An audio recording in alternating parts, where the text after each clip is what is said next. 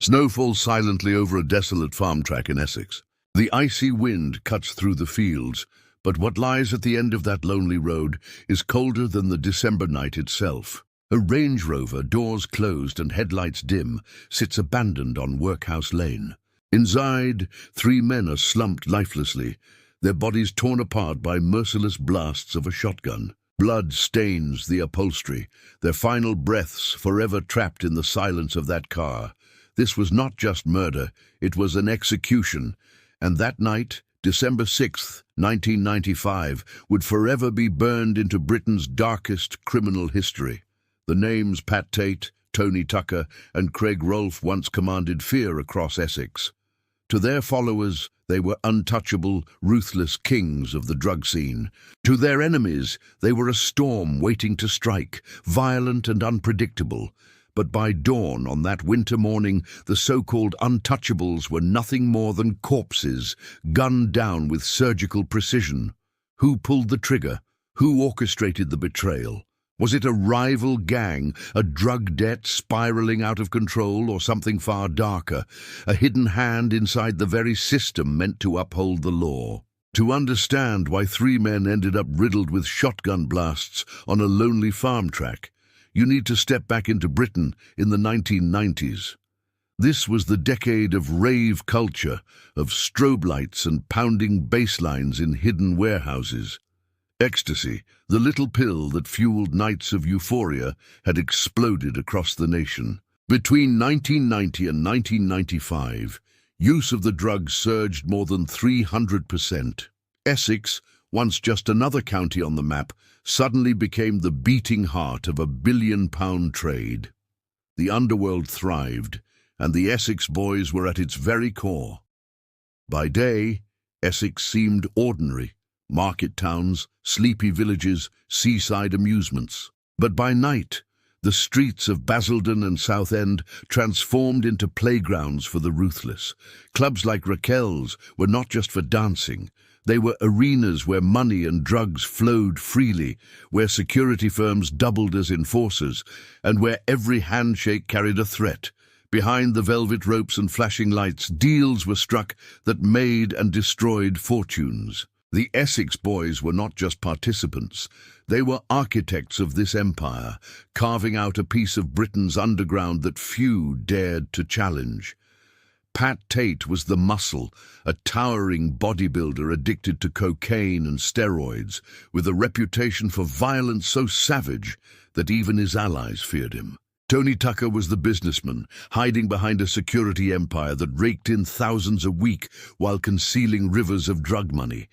And then there was Craig Rolfe, young, reckless and deadly loyal, driving their empire forward while drowning in his own addiction.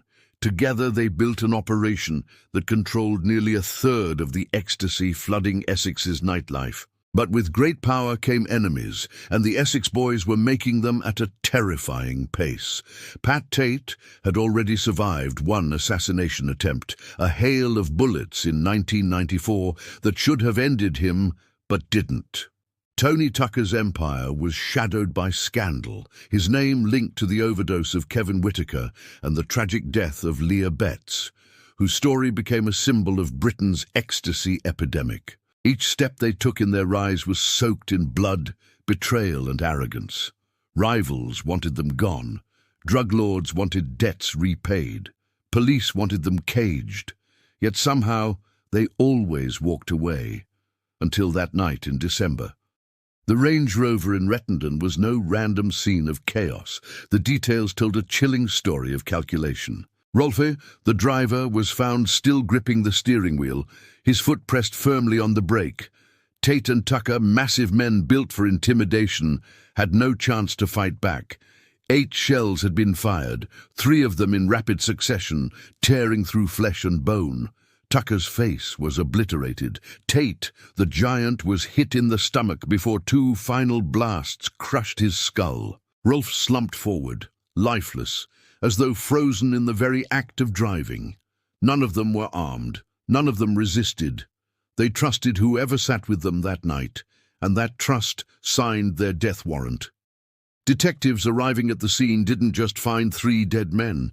They stumbled onto a puzzle that would haunt British crime for decades. Operation Century was launched, with Essex police and even special branches diving into the case. Was it a £60,000 drug debt unpaid, retribution for lives destroyed in the ecstasy trade, or a cover-up, with whispers of corrupt officers pulling strings behind the curtain? Each lead opened new shadows, each clue raised new doubts, and as the nation read the headlines, one chilling fact emerged. Whoever killed the Essex Boys had not just murdered 3 gangsters, they had sent a message. The killings were too clean, too efficient.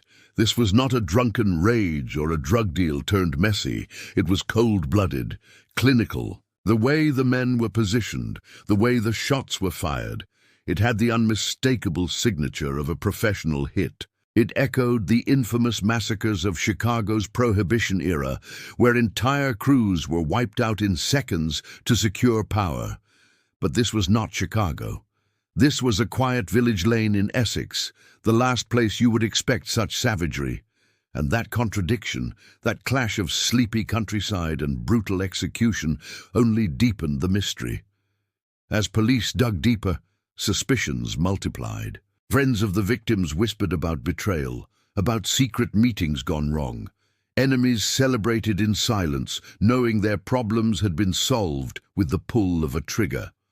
Rumors flew through clubs, bars, and back alleys.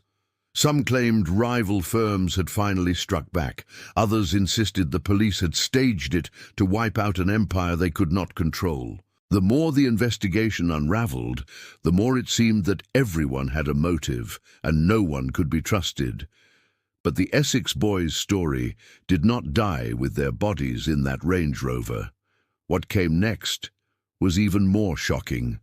A manhunt filled with controversial tactics, questionable witnesses, and a trial that would divide Britain. The bodies on Workhouse Lane were only the beginning. The murders in Rettendon didn't just end the lives of 3 gangsters. They opened a door into one of the most controversial investigations Britain had ever seen.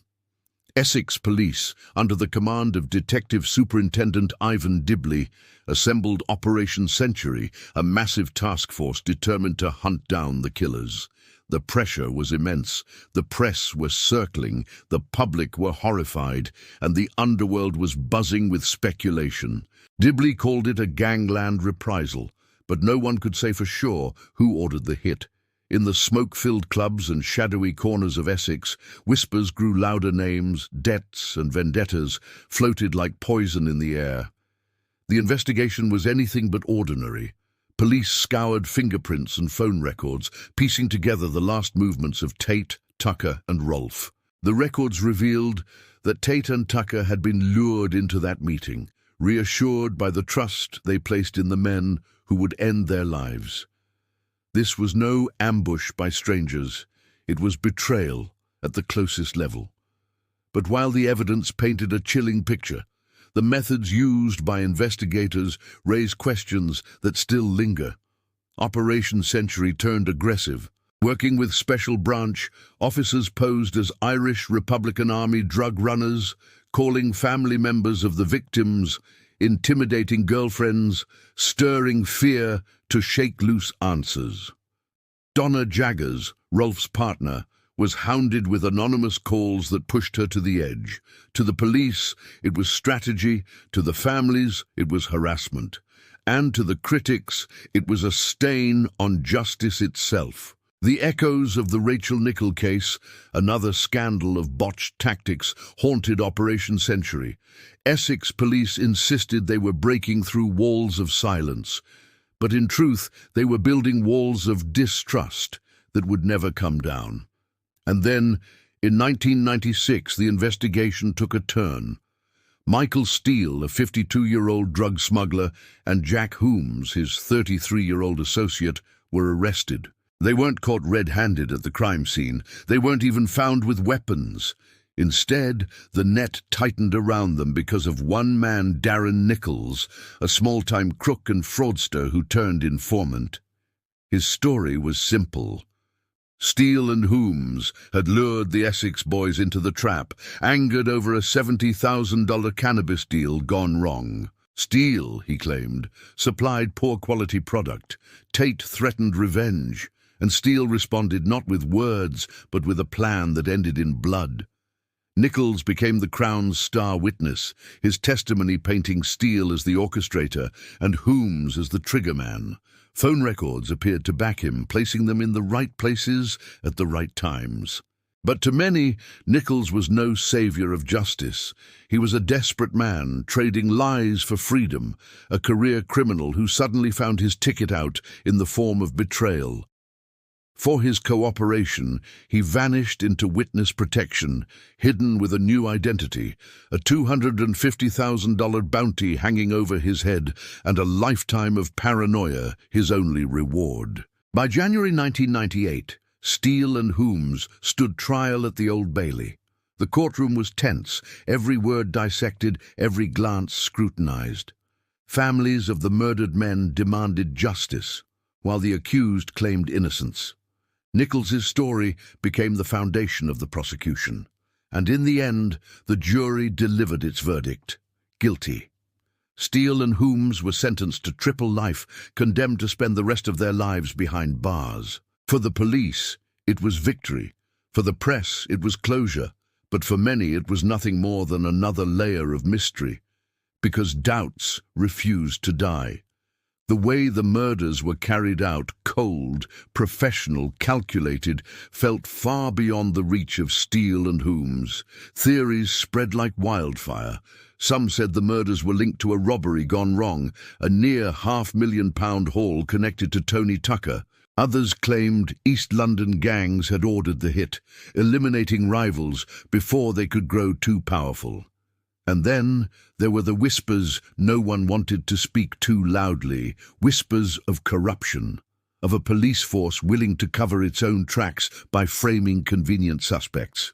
In 2023, decades after the verdict, a Sky documentary reopened old wounds. Ex-Met detective David McKelvey stepped forward, insisting Steele and Holmes were innocent, that the real killers were still free.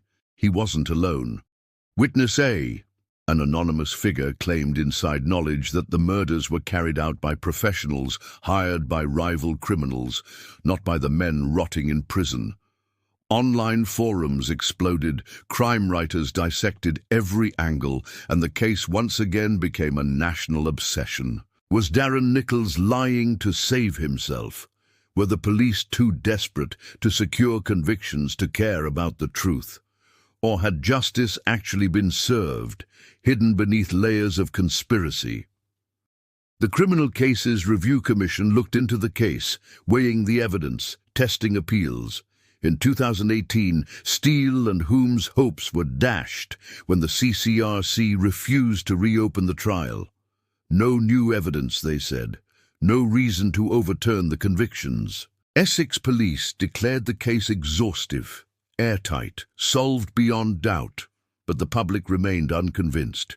Just as theories about JFK's assassination never fade, the Rettendon murders continue to breed suspicion, speculation, and shadowy doubt.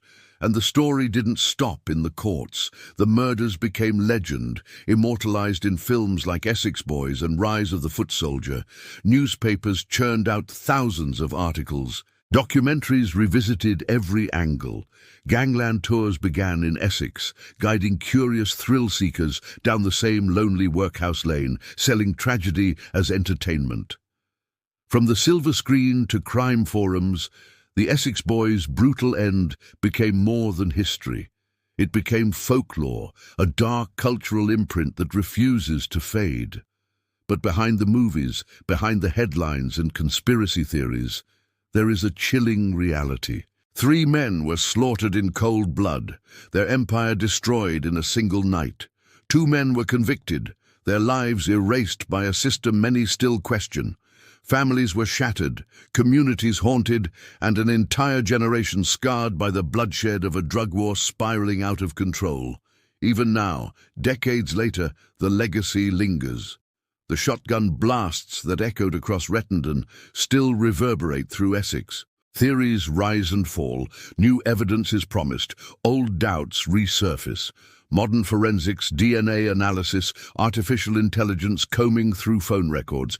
Perhaps one day these tools will finally reveal the truth. But until then, the Essex Boys' execution remains one of Britain's darkest enigmas, a story of greed, betrayal, and justice clouded in shadows. And so we are left with a chilling question. Was justice truly served on that cold December night, killers? Or does the real hand behind the massacre still walk free? In the silence of Workhouse Lane, beneath the snow and the whispers of history, the answer may forever remain buried.